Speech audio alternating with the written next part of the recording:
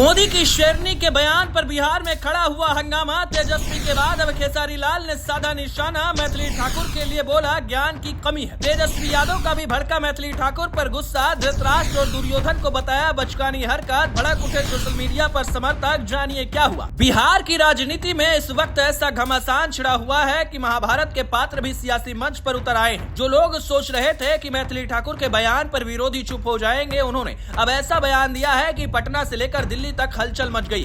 बता दें कि दरभंगा के अलीनगर से विधायक और मशहूर गायिका मैथिली ठाकुर ने विधानसभा में पिता पुत्र के रिश्ते की तुलना धृतराष्ट्र और दुर्योधन से की थी। और इसके बाद ऐसा राजनीतिक तूफान खड़ा हुआ जिसने नीतीश को भी हैरान कर दिया, क्योंकि मोदी की शेरनी कही जाने वाली मैथिली ठाकुर ने बिना नाम लिए 2005 से पहले के बिहार का जिक्र किया और इशारों में लालू प्रसाद यादव और उनके बेटे तेजस्वी यादव पर निशाना साध दिया। जिसके बाद जो हुआ वो हैरान करने वाला है। क्या कुछ कहानी है, चलिए हम आपको बताते हैं। दरअसल मैथिली ने कहा कि अंधा पुत्र मोर राज्य को नुकसान पहुंचाता है। उनके इस बयान को राजद खेमे ने सीधा अपमान बताया।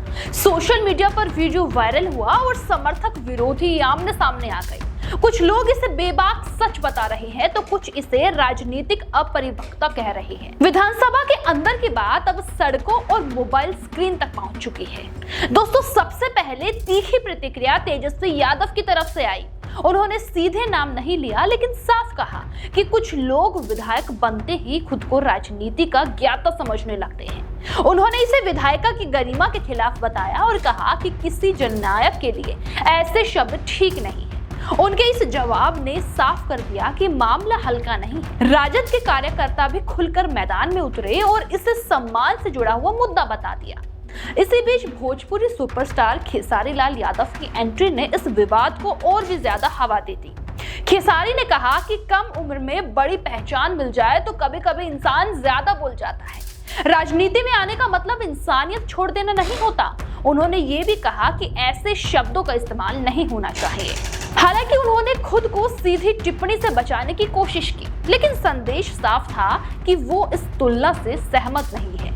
दोस्तों, उनके बयान ने विवाद को मनोरंजन जगत से भी जोड़ दिया और चर्चा का दायरा और भी ज्यादा बढ़ा दिया। अब सवाल ये है कि क्या ये सिर्फ शब्दों की जंग है या इसके पीछे बड़ा सियासी मकसद है। देखिए, कुछ लोग मैथिली को नई पीढ़ी की तेज आवाज बता रहे हैं तो कुछ इसे भाजपा की रणनीति का हिस्सा मान रहे हैं। उन्हें मोदी की शेरनी कहकर पेश किया जा रहा है, जिससे ये टकराव और प्रतिक्रियात्मक बन गया है। बिहार की राजनीति में प्रतीकों और भावनाओं की बड़ी भूमिका होती है। धृतराष्ट्र और दुर्योधन जैसे नाम सीधे लोगों की सोच और संवेदना को छूते हैं, इसीलिए प्रतिक्रिया भी उतनी ही तेज आई है। राजनीतिक विशेषज्ञों का मानना है कि ये टकराव आने वाले चुनावी माहौल की झलक है। एक तरफ पुराना नेतृत्व है जो अपने जनाधार पर भरोसा करता है, तो वहीं दूसरी तरफ नए चेहरे हैं जो तेज और आक्रामक भाषा में अपनी पहचान बनाना चाहते हैं। दोस्तों, ऐसे में बयान सिर्फ बयान नहीं रहता, वो रणनीतिक बन जाती है। फिलहाल बिहार की सियासत में पारा चढ़ा हुआ है। सोशल मीडिया पर बहस थमने का नाम नहीं ले रही है। जनता के असली मुद्दे जैसे रोजगार, शिक्षा और विकास इस बहस के पीछे छूटते नजर आ रहे हैं।